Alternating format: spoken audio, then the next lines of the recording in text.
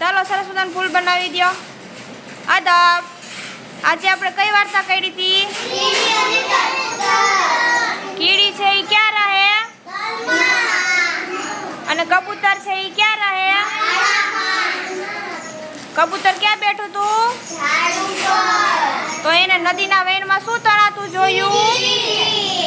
તો કબૂતરે શું કર્યું? તો કીડી બેને શું કર્યું પછી? હા, પછી કબૂતરે કેવી રીતે બચાવ્યા?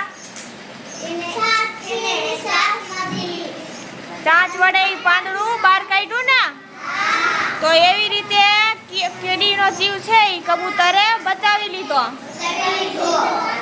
પછી એક દિવસ જંગલમાં કોણ આવે છે? શિકારી. કોને શિકાર કરવા આવ્યો હતો? પણ કબૂતરનું ધ્યાન શિકારી તરફ નહોતું. તો કોનું ધ્યાન હતું? તો જેવું શિકારીએ બાણ તાકવાનું શરૂ કર્યું તો એના પગ ઉપર આવીને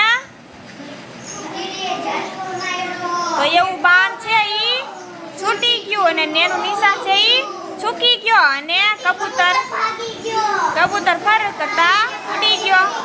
આવી રીતે કીડીએ કોનો જીવ બચાવી લીધો? વાર્તા અહીંયા